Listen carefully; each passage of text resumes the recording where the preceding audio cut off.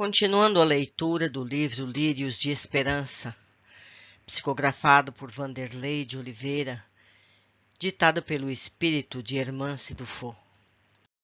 Medidas impostergáveis. Ora, assim como numa cidade a população não se encontra toda nos hospitais ou nas prisões, também na terra não está a humanidade inteira. O Evangelho, segundo o Espiritismo, no capítulo 3, item 7. A palavra sábia de nosso diretor revestiu-se de caráter emergencial. Os cooperadores do Hospital Esperança recebemos-la como uma convocação para medidas inadiáveis. A hora presente reclamava maior soma de informações sobre a natureza das provas depois da morte. Diversas equipes se mobilizaram ante os alvitres de Eurípides para traçar planos. Após o término da inspirada explanação, Dona Modesta convidou o professor Cícero e o doutor Inácio ao seu gabinete particular, a fim de se organizarem. Inácio, creio que acabamos de obter endosso a velhos anseios, abriu o diálogo Dona Modesta.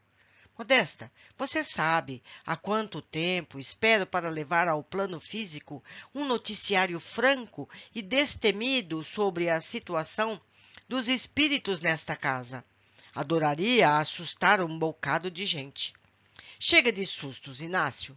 O momento nos pede clareza, entretanto, com objetivos puramente educativos. De nada nos valerá surpreender e não educar. Jamais deveremos esquecer esse foco, atalhou o professor. Nossos confrades na terra, especialmente os operários da mediunidade, carecem de apontamentos sobre mediunidade e transição. As colocações de Eurípides foram decisivas. Imperioso oferecer-lhes a mais vasta noção sobre o momento que atravessamos. De fato, as cartilhas e os mentores culturais de sofismas somente deixarão de existir quando fomentarmos a lucidez pelo bom senso. Continuo intrigado sobre como escalar essa montanha de condicionamentos sem dinamitar. Sim, Inácio, sua assertiva não deixa de ter fundamento, aclarou Dona Modesta. Desde que apliquemos farta dose de lógica e instrução moral, junto às novidades contundentes que detonam os paradigmas. Entre uma xícara de chá e outra, os três ceareiros continuavam a conversa. O professor, sempre muito ponderado, procurava oferecer um roteiro para as medidas da hora. A evolução é uma lei natural, norteada por ciclos. Homens e instituições, ideias e fenômenos da natureza obedecem ao sublime princípio da emancipação ordenada. Nascer e renascer, infância e maturidade, semeadura e colheita. O espiritismo alcança seu período de maioridade. É a etapa na qual ocorre a ceifa, instante divino de definições, tendo em vista o futuro, de expansão e glória, a que tudo e todos se destinam na vida. Esse ciclo da ceifa orienta-se pela separação do joio e do trigo. Após crescerem juntos, é mister discernir para que servirá o fruto da plantação. Após mais de um século de espiritismo prático em terras brasileiras, desponta um momento de avaliação face aos horizontes novos que se descortinam para nossa abençoada colmeia doutrinária. Hora de pesar as conquistas e construir parâmetros adequados às necessidades do momento presente. Espiritismo é dinamismo, é ação. Somos todos conclamados a ressignificar, repensar, avaliar e edificar. Desde o surgimento do Guia dos Médiuns e Experimentadores, o Livro dos Médiuns, lançado Em janeiro de 1861, o mundo ganhou o mais lúcido roteiro de condução das forças psíquicas. Inspirados em suas abordagens profundas e seguras, médiuns e doutrinadores lançaram-se ao exercício. As conquistas foram ilimitadas. Mais de um século de vivências com o mundo espiritual, através das céleres reuniões mediúnicas, foi suficiente para consolidar uma noção clara e consciente de imortalidade entre os encarnados. Embora acanhadas por um orbe que passou milênios na ignorância intencional sobre as realidades extrafísicas, essas foram passos muito significativos. A hora da maioridade é, no entanto, uma chamada à mais vasta investigação nos domínios da vida futura. Imprescindível superar conceitos e barreiras culturais erguidas no valioso laboratório do intercâmbio intermundos. Todo o saber acumulado deverá conduzir às novas sondagens com propósitos educativos.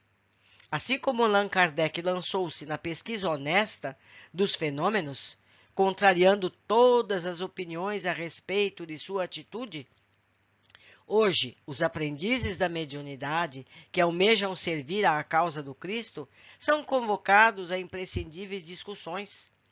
Até onde a cultura das convenções, que avassalou o psiquismo de inúmeros cooperadores na seara, terá igualmente penetrado nesse campo sagrado da relação interdimensional?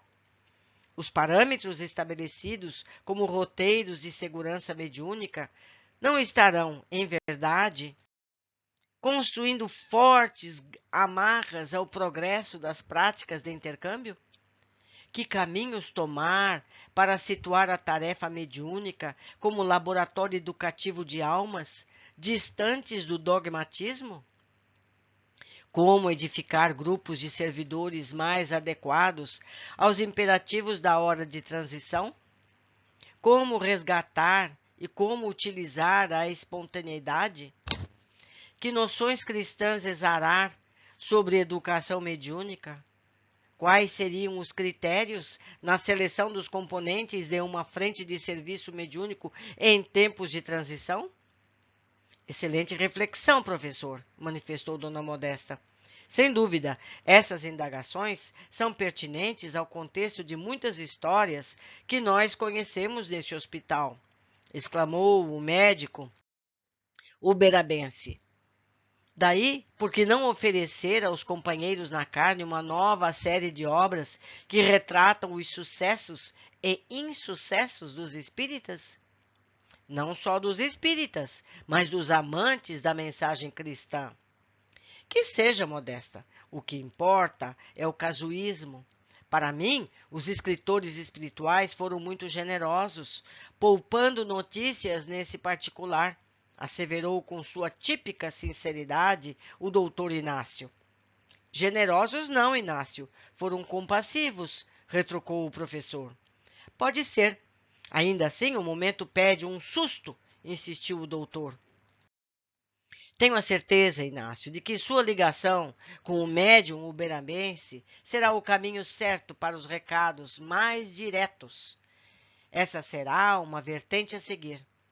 Por outra análise, Eurípides tem demonstrado enorme esforço na formação de trincheiras do amor cristão e humanitário. Fale-nos um pouco mais de sua experiência no assunto, professor, solicitou Dona Modesta. Em todas as épocas, os inventores e descobridores, cientistas e expoentes da cultura, educadores e religiosos tiveram a proteção de frentes solícitas e benfazejas a fim de exercerem suas missões e compromissos. Trincheiras de amor sempre foram organizadas em torno de quantos acalentaram e viveram pelos sonhos de progresso e amor. Se esse é o dinamismo do mais alto em favor de quantos cuidam do avanço linear do planeta, que se dirá daqueles cuja tarefa é abrir os olhos dos homens, verticalizando a mentalidade e a ação para os destinos além da matéria? Os vanguardeiros da espiritualização sempre são alvo da misericórdia celeste no cumprimento de seus mistérios. Por essa razão, nossa fala converge para um apelo clamoroso e urgente na formação de trincheiras de amor para o planeta. Tais medidas fizeram-se indispensáveis e algumas vezes insubstituíveis para com os projetos de caridade e resgate em tempos de transição planetária. Os serviços defensivos do bem, nessa etapa de mutações, são imprescindíveis. Urge a criação de polos de retaguarda e refazimento espiritual. Toda pequenina luz que se acende no bem é tremendamente procurada pelo movimento das trevas densas. Difícil avançar na direção da luz sem inspiração e equilíbrio. E sem imunidade, não garantimos por muito tempo as aspirações nobres.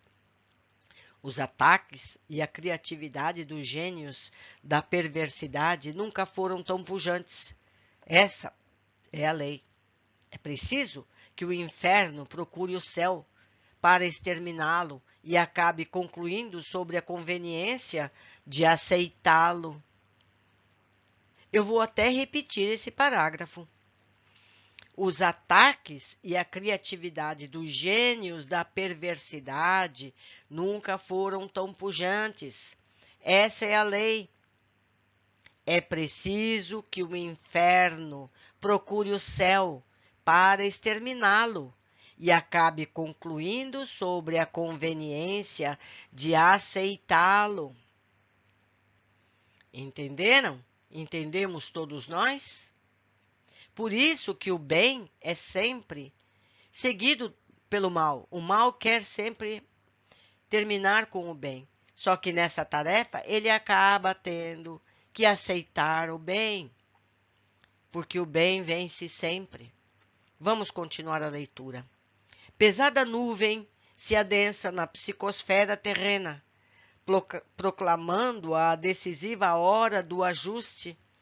As espessas crostas do mal são cuspidas dos abismos e sobem à superfície em regime de higienização psíquica do planeta. Uma marcha jamais vista em todos os tempos movimenta as regiões abissais da erraticidade. É tempo de transição. Fazendo um novo parênteses, entendemos agora por que tantas apresentações do mal hoje em dia, porque temos visto tantas transformações, tantas situações negativas. É porque o abismo está subindo à superfície para que possa ser limpa. Então devemos colaborar com essa limpeza. Continuando. Uma semi-civilização se esconde nas entranhas da subcrosta. Por lá, enxameia a vida em estágios de precariedade e sordidez. São nossos irmãos, nossa família. Nossas notícias não devem, porém, ser analisadas sob um prisma apocalíptico de decadência e ruína.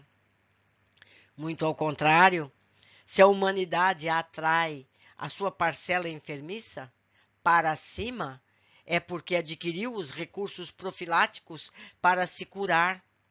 Essa é a ordem. Esse é o ciclo pelo qual passamos nessa casa de esperança chamada Terra. Nos compromissos da espiritualização, despende-se no mundo físico os desbravadores da era do espírito para que assumam os operários audaciosos da regeneração. Somente com muita coragem e desprendimento de convenções e padrões rígidos seremos capazes de estabelecer ambientes para as sentinelas vigilantes do amor nesse turbilhão de lutas e conflitos. O espírita, nesse cenário, é convocado a severo chamado. Muito será pedido a quem muito recebeu. Isso está em Lucas 12:48. Todos podemos buscar e ver ali. Muito será pedido a quem muito recebeu. Nós, os espíritas, recebemos muito. Está na hora de doarmos parcela de nosso amor, de nosso entendimento, para que se processe a cura desse nosso planeta, a cura de nós todos. Seguindo, hora de romper com as amarras do receio, e a exemplo do Sr. Allan Kardec, em plena Paris da cultura e do saber, lançar-se ao trabalho. De certo, todo espírita consciente, por fazer parte da sociedade encarnada, deverá agir como um cidadão cuja tarefa é realizar seu papel responsável na erradicação dos males coletivos em todas as esferas. Lê do engano, todavia, será ignorar que a origem de todos os males humanos, em todas as épocas, sempre teve como raiz os sítios da perversidade, organizados há mais de 10.000 anos nas grotescas localidades da vida errática. Ninguém, em são juízo, vai querer resolver os problemas do mundo dentro de uma reunião mediúnica de amparo, descuidando da tarefa de responsabilidade social. Mas nosso apelo dessa hora é para a formação de grupos conscientes, dispostos a cooperarem em uma das mais árduas medidas de saneamento e solução ante os destinos novos da humanidade. A vida nesses antros fétidos e nauseantes, cabe-nos enxertá-los de esperança para recobrarem a lucidez. A vida nesses pântanos de amargura, compete-nos nutri-los de carinho para sentirem que podem recomeçar. Nesses pântanos de dor, existem lírios exuberantes capazes de refletir a luz do sol. É nossa família que ficou no tempo, mendigando o nosso amor. Apresentam-se iludidos pelo orgulho e fazendo-se de fortes e vingativos. Entretanto, amam e amam muito. Nosso desafio é amá-los ainda mais, para descobrirem o quanto vale a pena viver plenamente e retomar nossos caminhos para Deus. Busquemos os nossos lírios. Depois de uma pausa, em que se mostrava sobremaneira emocionado, continuou o professor. Nossos números de censo são muito aproximados do censo humano. Vamos analisar. No período da vinda do Cristo à Terra, a faixa estimativa populacional girava na ordem de 300 milhões de almas reencarnadas. 300 milhões nos dias de Jesus. Nessa ocasião, os censos do mais alto notificam que entre encarnados e desencarnados, a Terra possuía uma população geral na ordem de 20 bilhões de almas. Certo? Então, nos dias do Cristo, a Terra tinha, entre encarnados e desencarnados, 20 bilhões de almas. E encarnadas, apenas 300 milhões. Certo? Então não devemos nos espantar com o crescimento demográfico, porque ainda estamos muito longe daqueles que habitam o planeta Terra dos dois lados da vida. Seguindo, nunca aconteceram tantas reencarnações na humanidade até essa época. Depois houve um declínio acentuado em virtude da precária condição de vida na derrocada do Império Romano, reduzindo a população humana a menos de 200 milhões de criaturas no corpo.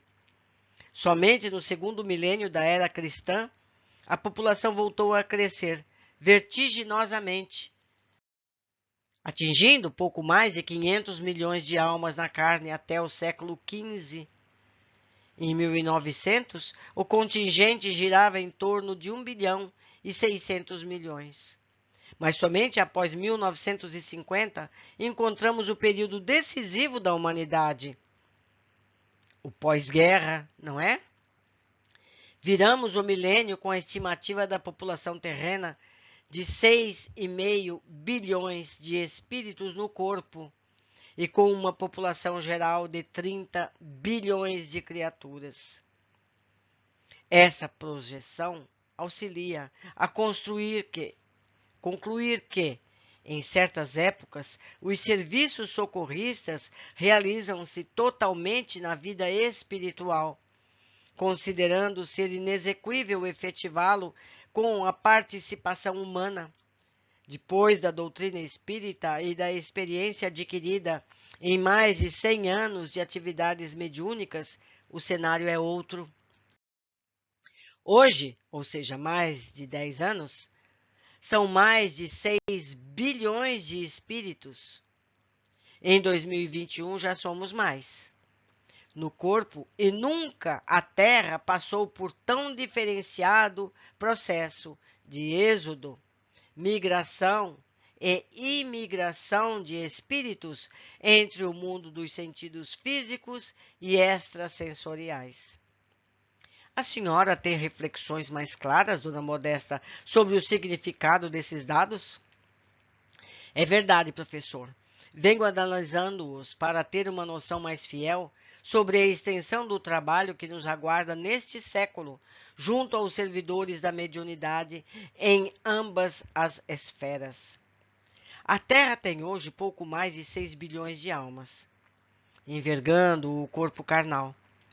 Sua população geral, conforme os censos do mais alto, chega à faixa de 30 bilhões de criaturas, atraídas pelo magnetismo e lutas do planeta. No contingente geral, temos 20% dos habitantes reencarnados, o que possibilita pensar em 4 almas de cá para cada uma alma na vida física. Ou seja, o que nós temos na Terra existe 3 vezes mais no plano espiritual. Através de controles bem elaborados e sem margem de falhas, as equipes de celestes sociólogos que orientam os destinos dos continentes destacam que 4 bilhões desses 6 bilhões reencarnados são almas doentes, que purgam dolorosos processos de reeducação. Os outros 2 bilhões são corações em busca ostensiva de sua recuperação, entre os quais pouquíssimas vezes encontramos os chamados missionários coletivos, ou envergados de outorgas específicas que venham a corroborar com o planejamento do progresso e bem-estar social. Algo muito similar sucede-se com outros 24 bilhões da população terrena na erraticidade, ou seja, no plano espiritual.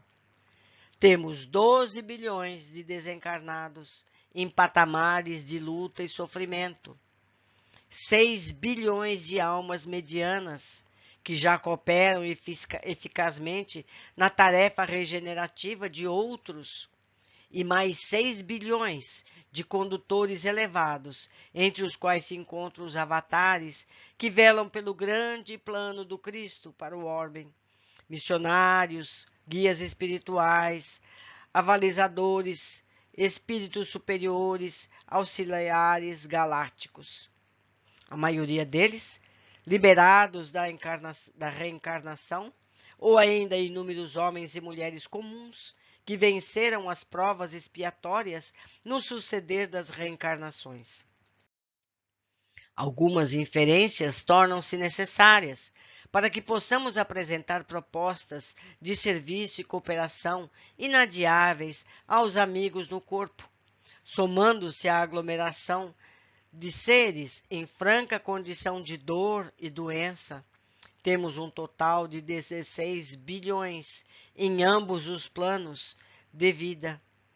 distribuídos em 4 bilhões no corpo e mais 12 bilhões nas regiões de pavor e desequilíbrio de nosso plano. Uma média de 3 almas em crise para cada uma em tormenta na vida física, totalizando um pouco mais de 50% da população geral do orbe. Desses 16 bilhões, encontramos 4 bilhões de almas, apesar de enfermas, em franca busca do bem.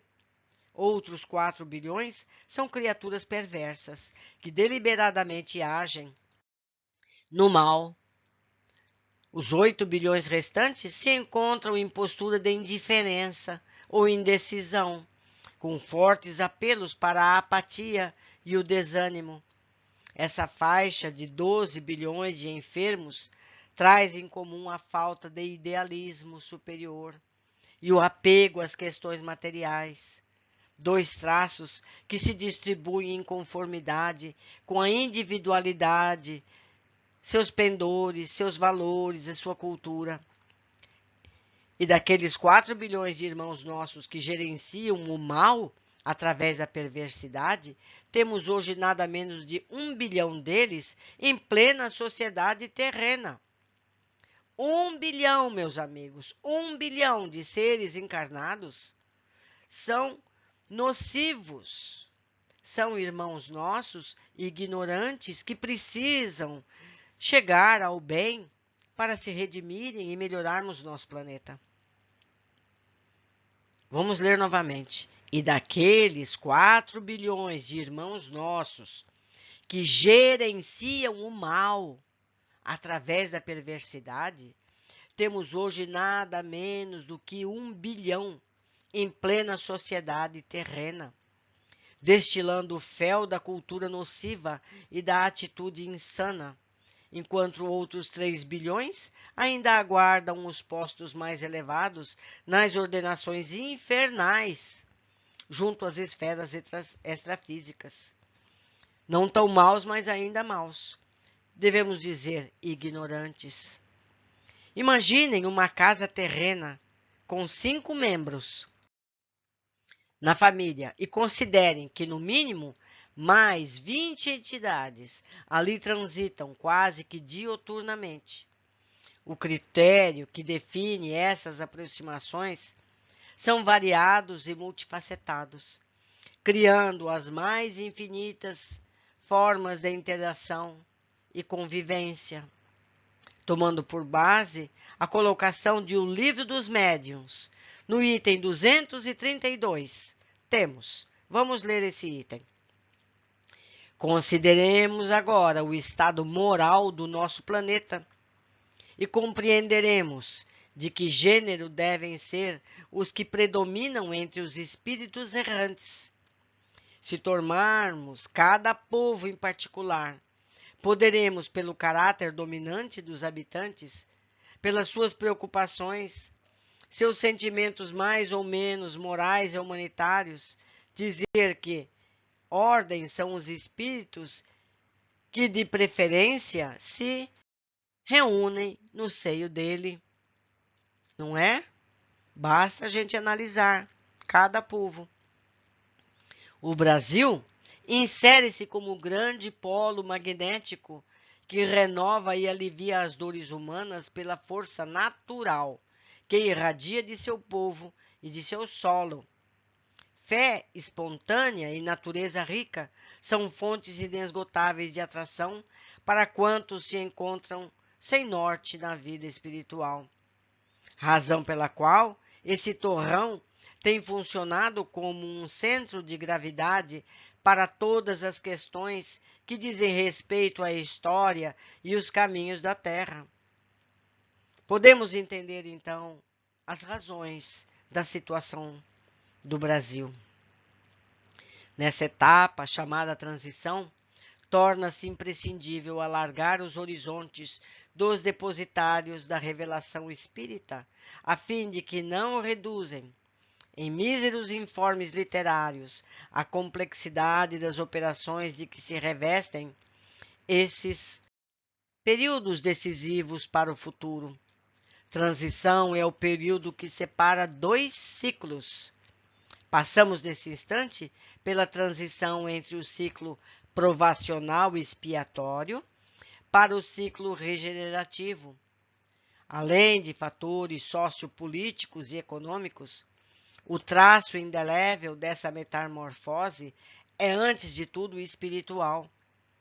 Os caracteres do homem civilizado são claros, conforme a questão 793 de O Livro dos Espíritos.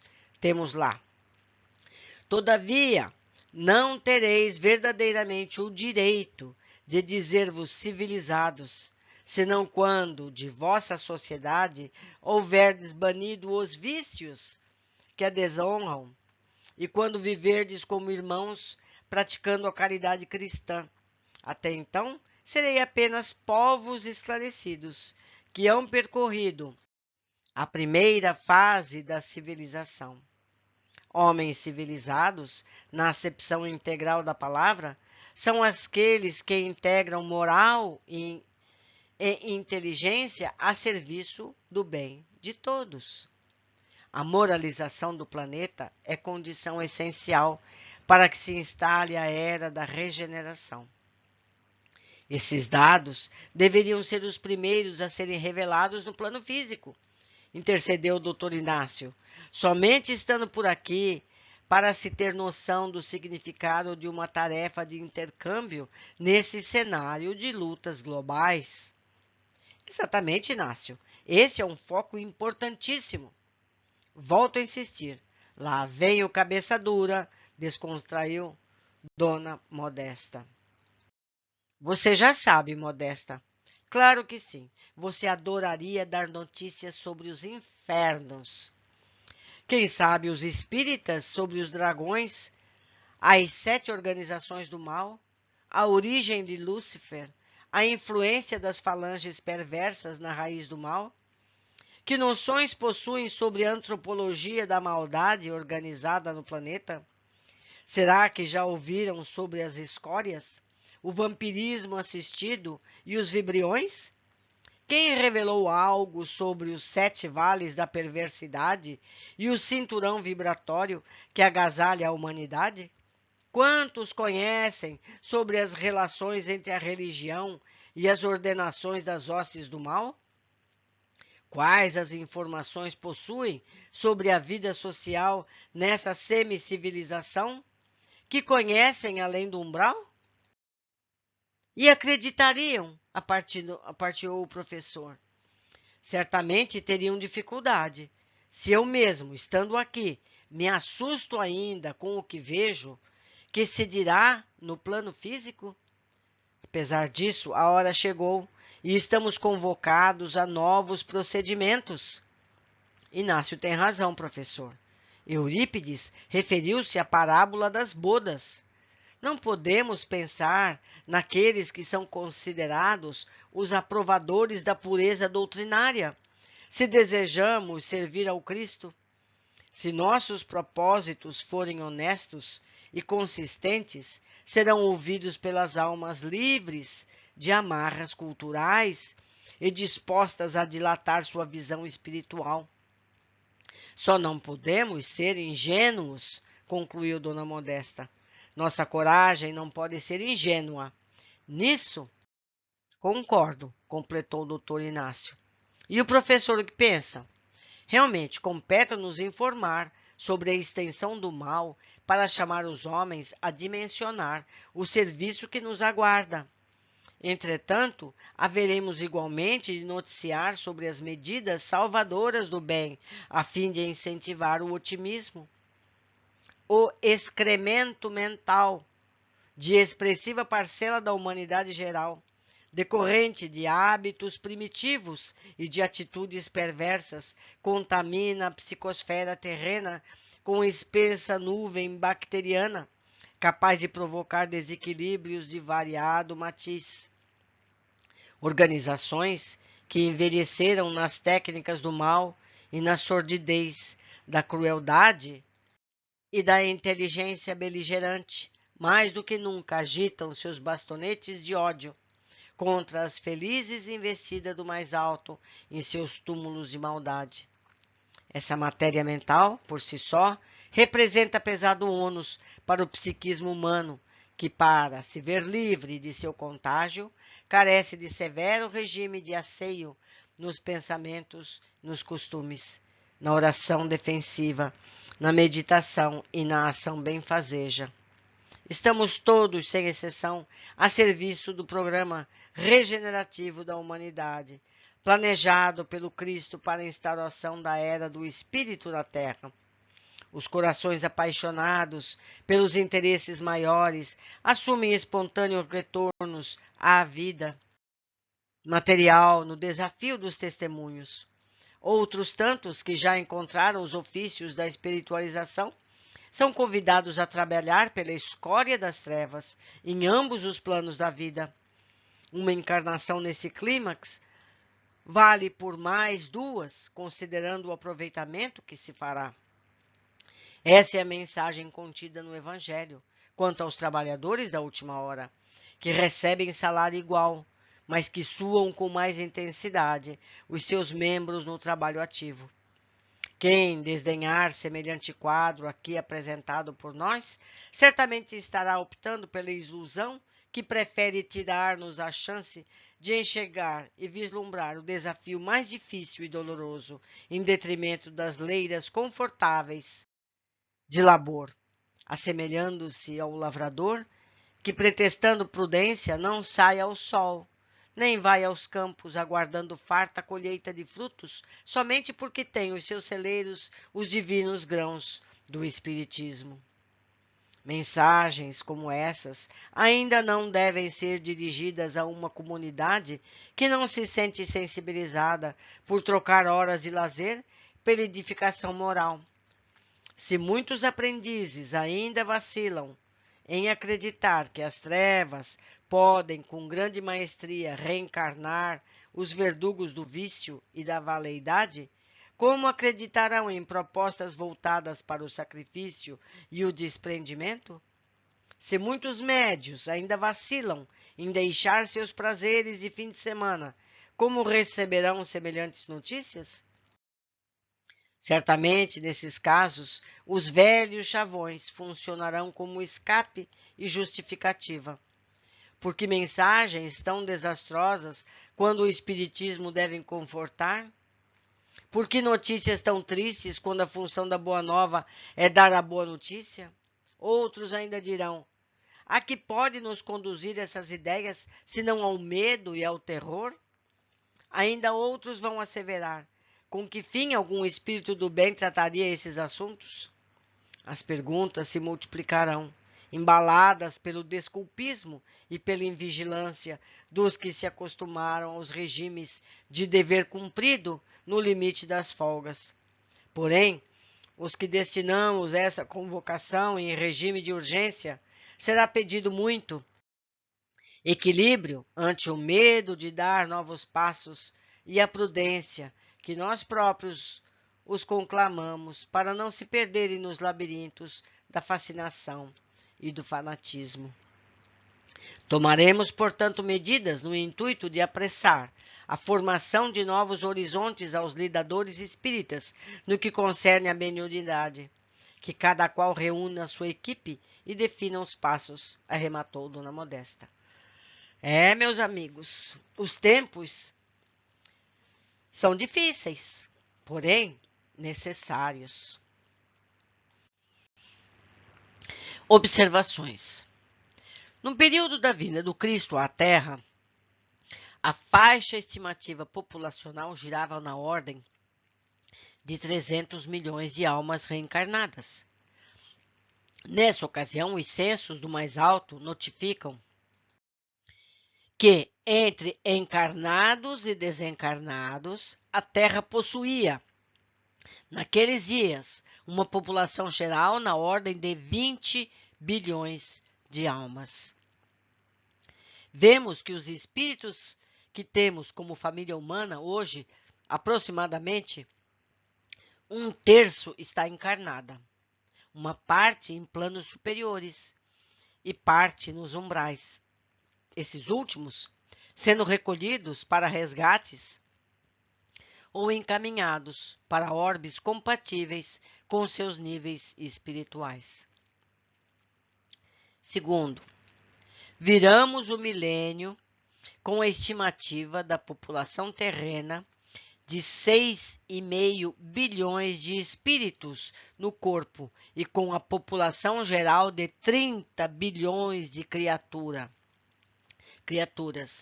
Vemos aqui que a Terra recebe espíritos de outros orbes também, pois há 2.000 anos éramos 20 milhões e atualmente 30 bilhões. Esses espíritos que vêm de outros planetas para reencarnar na Terra, precisam primeiro se adaptar nos planos espirituais da Terra. Eles, entre aspas, encarnam. Eles são transportados para os planos espirituais da Terra antes de poderem reencarnar. Terceiro, Maria Modesto segue falando dos números. 4 bilhões desses 6 bilhões reencarnados são almas doentes que purgam dolorosos processos de reeducação. 2 bilhões restantes são corações na busca ostensiva da sua recuperação.